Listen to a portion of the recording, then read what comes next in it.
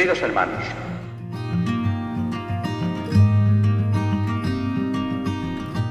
nos hacemos la pregunta: ¿qué es la Iglesia? Pregunta siempre de máxima actualidad, porque en cualquier caso el que pregunta ya sabe que la Iglesia es el ámbito en que se manifiesta y actúa dentro de la historia humana Cristo Jesús. Y bien la fe, que nos hace percibir con más precisión quién es Cristo. Bien la confusa intuición del corazón humano, incluso del no creyente, que adivina que solo en Cristo, y si no en Él, en ninguna parte, se manifiesta una cierta solución para los grandes problemas del corazón humano. La pregunta: ¿qué es la Iglesia?, provoca inmediatamente reflejos de interés, de preocupación en cualquier hombre, pero muy particularmente en nosotros, que no solo por ser creyentes, sino colaboradores activos, llamados y dedicados a la acción apostólica, en estrecha colaboración con la jerarquía de la Iglesia, queremos proyectar sus fines. Y de vez en cuando reaparece el peligro de que falte la armonía, y dada la complejidad y la riqueza de los fines vitales de la Iglesia, nos acostumbremos, por distintas circunstancias, a acentuar uno u otro aspecto hasta descomponer el equilibrio de la figura. Esta es la razón por la cual, como saben todos, la Iglesia misma, por sus representantes supremos, por la voz autorizada del Magisterio, en el último Concilio Universal se limitó a hacerse y a responderse esta pregunta: ¿qué es la Iglesia? ¿Qué es en relación con el mundo? ¿Qué tiene que hacer en el mundo de hoy?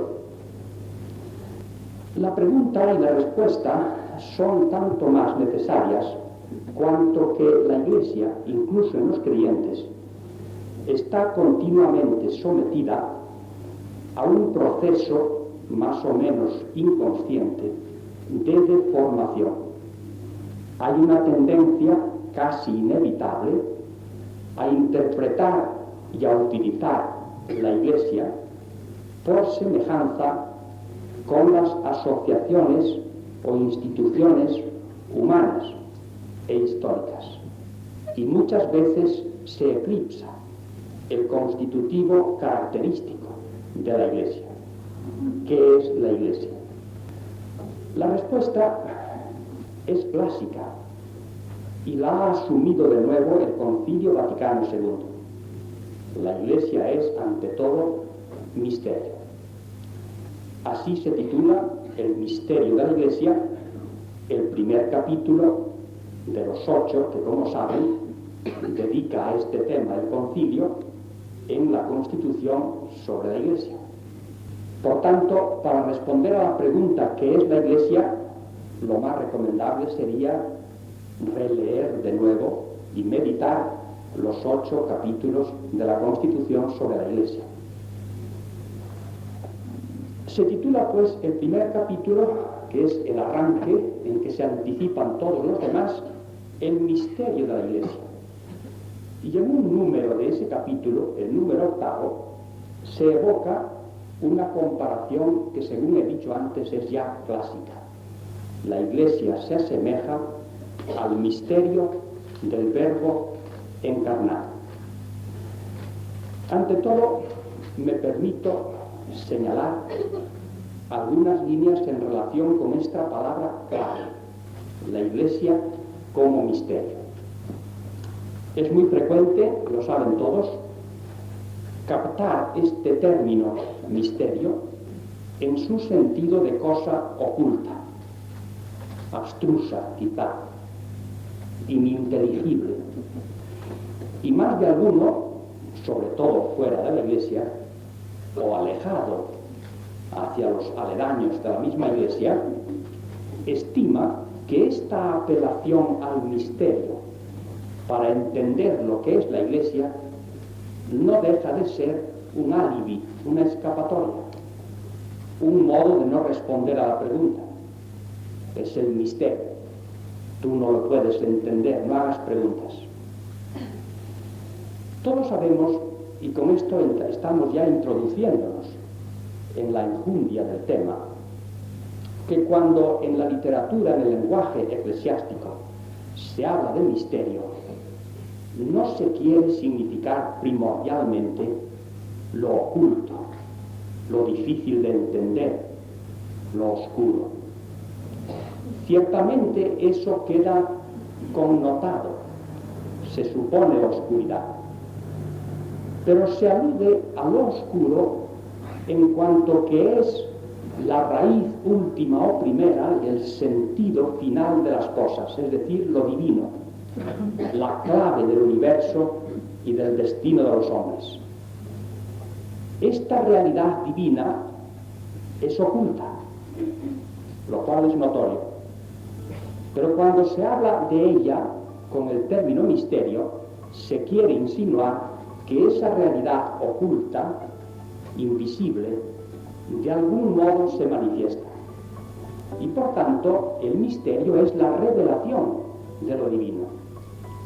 Revelación entre sombras, revelación oscura, pero al fin y al cabo revelación, es decir, luz, un vislumbre luminoso al menos en medio de la oscuridad. Es muy importante subrayar esto. El misterio es luz, es respuesta luminosa a los enigmas inquietantes, torturantes del pensamiento y del corazón humano. Enigmas, preguntas sin respuesta, que no se refieren solamente a la realidad divina, sino que comienzan por referirse a uno mismo. En realidad, el gran enigma, la gran pregunta sin respuesta, es uno mismo, para sí mismo. Es la propia persona. Cuando se proyecta luz sobre la persona del que pregunta, del hombre, ya se está dando una respuesta sobre Dios. Porque, en definitiva, el espacio, la zona oscura de todos los misterios, tanto los que se refieren directamente a Dios como los que reciben luz refiriéndose al hombre por iluminación divina, esa zona oscura o misteriosa podría condensarse en una sola pregunta a la que responde el Verbo encarnado y por tanto la Iglesia. ¿Soy yo persona? O lo que es lo mismo, ¿existe en el mundo libertad? El mundo es un simple encadenamiento de fuerzas ciegas, fatales, de tipo físico o de tipo social, en las cuales yo y cada uno de nosotros no somos más que piececitas sin significación, sin consistencia. ¿Qué prevalece en el mundo? ¿La ley fatal o la auténtica libertad, es decir, la persona? La respuesta lleva siempre no solo a la profundidad de nuestro propio ser, sino a Dios. Porque la respuesta es simple. O hay una libertad todopoderosa por encima del engranaje de las fuerzas ciegas del universo, o no hay libertad. O nuestra libertad es una apariencia risible. La pregunta sobre nuestro misterio inmediatamente trae la respuesta acerca del misterio de Dios. Y por eso, desde el primer momento, cuando hablando de la Iglesia, y por tanto de todo el orden espiritual, de todo lo relacionado con Dios, se pronuncia la palabra misterio, lejos de mostrarnos indiferentes, como si se tratase de un enigma matemático que no nos interesa, deberíamos ponernos en vibración, tensos, de expectación, porque estamos tocando la pregunta que nos toca más de cerca.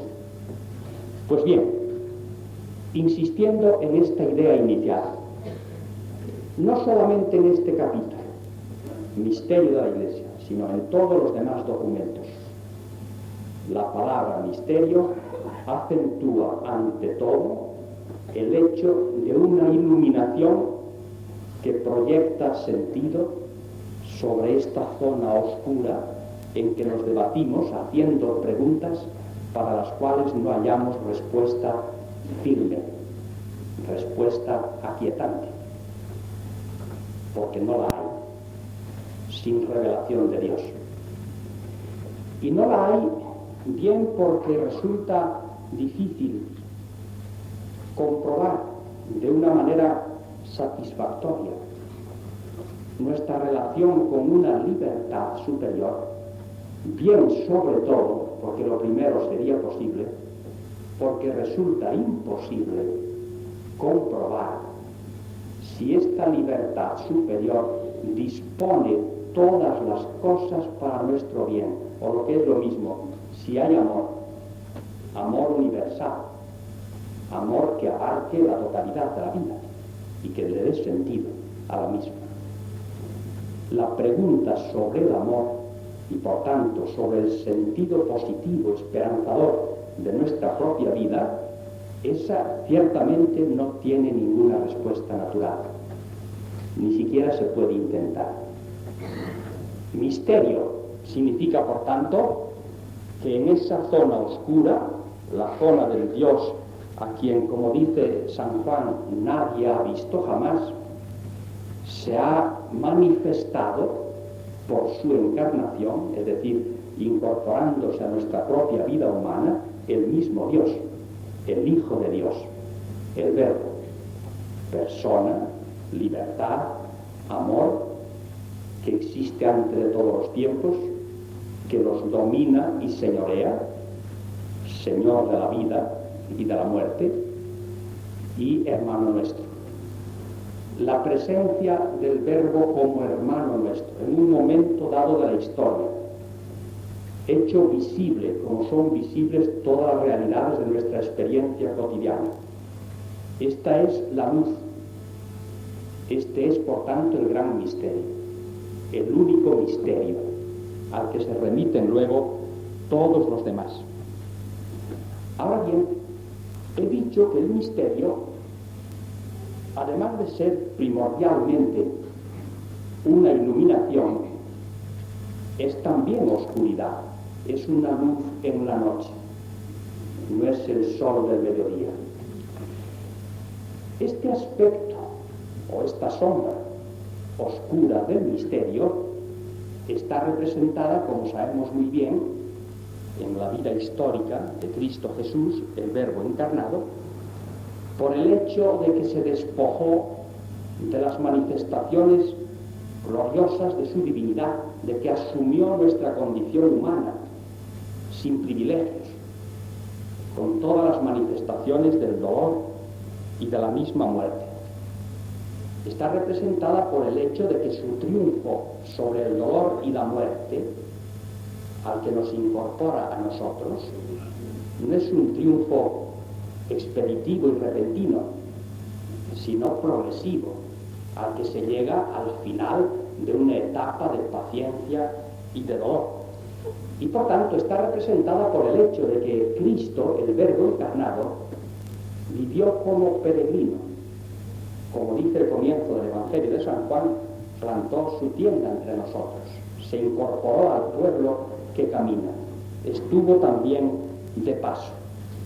Y por lo mismo, la manifestación de la gloria divina, del sentido maravilloso que ofrece a la vida humana, con el triunfo sobre el pecado, el dolor y la muerte, está constituida en gran parte por una esperanza, es decir, por algo que se refiere aún más allá, algo que no se posee, la esperanza de lo final o la esperanza escatológica.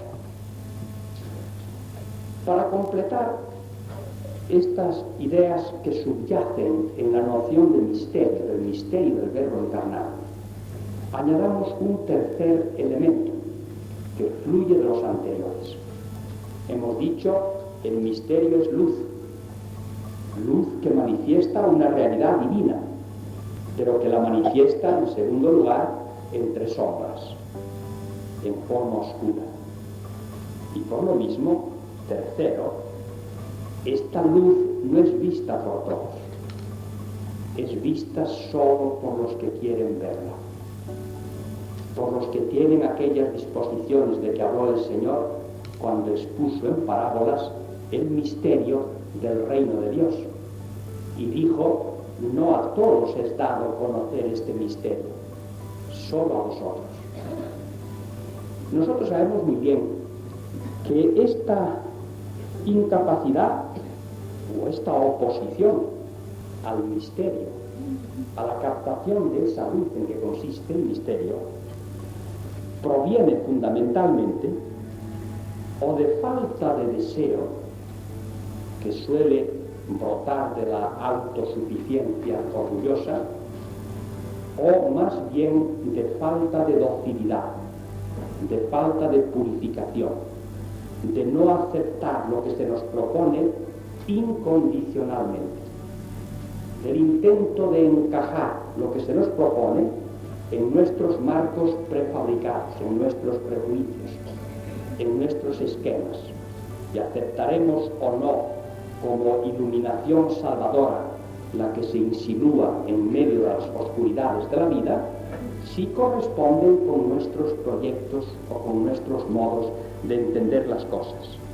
Y de ahí la importancia extraordinaria que Cristo Jesús y los apóstoles atribuyeron siempre a estas buenas disposiciones subjetivas, a esta humilde receptividad que hace que los ojos sean limpios y vean las cosas como son, con mucha o poca luz, pero en forma de luz. Y de lo contrario, se produce siempre el fenómeno terrible de la ceguera, especialmente de aquella ceguera que es manifestación suprema de la soberbia, de la ceguera que se autojustifica y que al comprobar los efectos trágicos de la falta de luz, culpa a Dios y se exculpa a sí misma. Este fenómeno se dio en tiempos de Cristo, se da en nuestro tiempo y, lo que es más preocupante, se da dentro de nosotros mismos. Y esto que vale para el misterio central, el misterio del mismo Cristo, del Verbo encarnado, vale también para el misterio de la Iglesia, que se asemeja al misterio del Verbo encarnado. Pues bien, cuando el Concilio establece en el capítulo primero de su Constitución sobre la Iglesia esta noción nuclear, la Iglesia es misterio, quiere, como es obvio, levantar la atención inmediatamente a este núcleo de la realidad divina que se manifiesta en la historia. Y solo en relación con eso significa algo la Iglesia. Quizá esto explique el hecho de que el primer capítulo de la Constitución sobre la Iglesia es esencialmente antipedagógico y afortunadamente antipedagógico. Cualquiera esperaría, y muchos lo han dicho, que antes de introducirnos de cabeza en el misterio de Dios y de la Santísima Trinidad y de la participación de la vida de Dios, etc., el concilio comenzase, siguiendo una vía inductiva, por exponer cuáles son las aspiraciones, las inquietudes humanas, los movimientos históricos que reflejan estas inquietudes, la búsqueda del hombre que trata de descubrir el sentido de su vida, para acercarse así poco a poco a lo que llamaríamos la respuesta de Dios, la revelación de Cristo. Partir de los hechos de nuestra vida inmediata para llegar hasta su causa o hasta el foco que los ilumina. Tal es el método que casi instintivamente se aplica ahora siempre a toda exposición catequética. El concilio no lo hizo así. Habla del misterio de la Santísima Trinidad, de la manifestación sucesiva, de la acción del Padre, del Hijo, del Espíritu, para venir a decirnos al final que la Iglesia es una asociación de hombres unificados con la unidad de la Santísima Trinidad. Porque solo con esta presentación desnuda, directa y sin ningún género de circunloquios, el concilio está afirmando de la manera más convincente que es absolutamente imposible entender nada de la Iglesia si no se la empalma directamente con la realidad divina. Has escuchado Fuego en la Noche,